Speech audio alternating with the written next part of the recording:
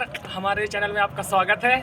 हमारे साथ आज संस्कृत के महान विद्वान अनमोल जी उपस्थित हैं। आज हम इनका इंटरव्यू लेंगे, साक्षात्कार करेंगे।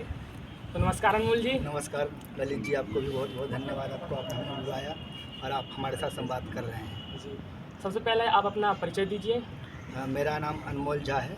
मैं वर्तमान में केंद्रीय संस्कृत विश्वविद्यालय के भोपाल परिसर के शिक्षा शास्त्र विद्या शाखा के शिक्षाचार्य प्रथम वर्ष का छात्र हूँ।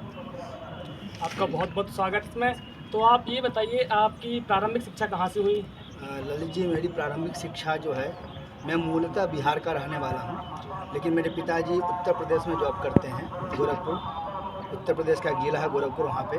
तो मेरी प्रारंभिक शिक्षा जो वो गोरखपुर से चालू हुई और मैं 8वीं तक वहाँ पे पढ़ाई किया। उसके बाद से 8वीं तक पढ़ाई किया तो हमारे नाना जी की प्रबल इच्छा थी कि मैं संस्कृत के क्षेत्र में अध्ययन करूँ ऐसा करके।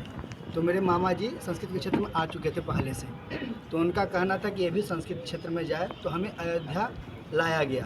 पहले मैं अयोध्या के बारे में कुछ भी नहीं जानता था, मतलब अयोध्या संस्कृत क्षेत्र के लिए लाया गया संस्कृत अध्ययन करने के लिए।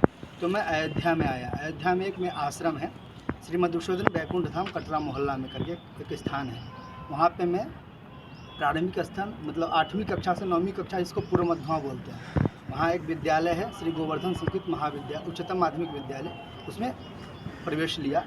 फिर मैं वहाँ पे पूर्व मध्यमा प्रथम वर्ष से लेकर के शास्त्रीय उत्तर मध्यमा द्वितीय वर्ष पर्यंत वहाँ पे अध्ययन किया। ऐसे मेरी प्रारंभिक शिक्षा प्रारंभ हुई। आपको कितने वर्ष हो गए हैं संस्कृत में जुड़े हुए, संस्कृत विषय से जुड़े हुए? आपने अपने जीवन में क्या अनुभव किया संस्कृत विषय?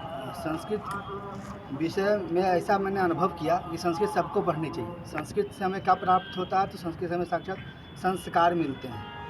संस्कृत से हमें संस्कार देता है संस्कृत, जो मुझे बिल्कुल सबके लिए अनिवार्य है ऐसा। और अपना जो पहली बात तो जो हम जिस उससे आते हैं, जिस वर्ण से, वर्ण व्यवस्था की अगर बात करें तो संस्कृत पहले बोलता है कि ब्राह्मण का सटन भूमि तो घीयस्य निष्कारणो धर्म। ये ब्राह्मण का सर्वप्रथम कर्तव्य होना चाहिए कि 6 शास्त्र और सटन वेद से अध्ययन अध्यापन या कुछ भी जो हो सके उसे अवश्य करना ही चाहिए। इस उद्देश्य से भी मैंने ऐसा अध्ययन किया और ऐसा मैंने सीखा। वर्तमान परिप्रेक्ष्य में आप संस्कृत को जोड़ के बताइए, मतलब संस्कृत ही क्यों लें? हम अदर सब्जेक्ट में भी जा सकते हैं, संस्कृत ही क्यों लें? हाँ बिल्कुल, आपने बहुत अच्छा प्रश्न किया है। ये हमें संस्कृत ही क्यों लेना चाहिए, ऐसा बिल्कुल जायज़ है। वर्तमान परिप्रेक्ष्य में देखिए तो सब चाहता कि विद्या से नियुक्त है, हमें वो विद्या पढ़नी चाहिए आज की डेट में जो नियुक्ति दिलाए। वस्तुतः संस्कृत ऐसी विद्या है जो वो सिर्फ एक, आप जो आधुनिक विषय पढ़ेंगे तो आप एक नौकरी तक सीमित तक ही रहेगा, मतलब 60 वर्ष में आपको रिटायरमेंट मिल जाएगी। लेकिन संस्कृत विद्या ऐसी विद्या है जो जीवन पर्यंत, जब तक आपका मृत्यु नहीं हो जाता है तब तक आपको कुछ ना कुछ प्राप्त होता रहेगा।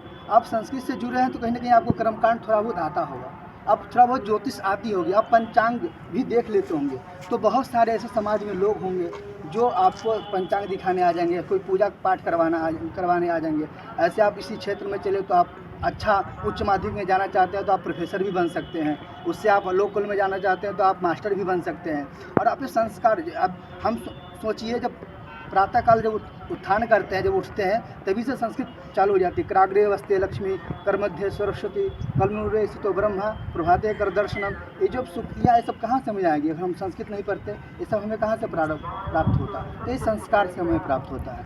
इस प्रकार से हम ऐसा संस्कृत से हम कर सकते हैं सब कुछ भौतिक सुख और आध्यात्मिक सुख भी मुझे प्राप्त हो सकता है संस्कृत अध्ययन से। संस्कृत मतलब हमको संस्कारवान बनाती है। बिल्कुल, संस्कृत हमें संस्कारवान बनाती है। चलिए, धन्यवाद आपका। धन्यवाद जो आपको आपने भी। संस्कृत के विषय में इतना बताया हमारे दर्शकों को। आपको भी बहुत बहुत धन्यवाद, आपने बुलाया और हमें इतना अच्छा समय दिया। सभी को नमस्कार। कुछ ऑडियंस के कोई प्रश्न है?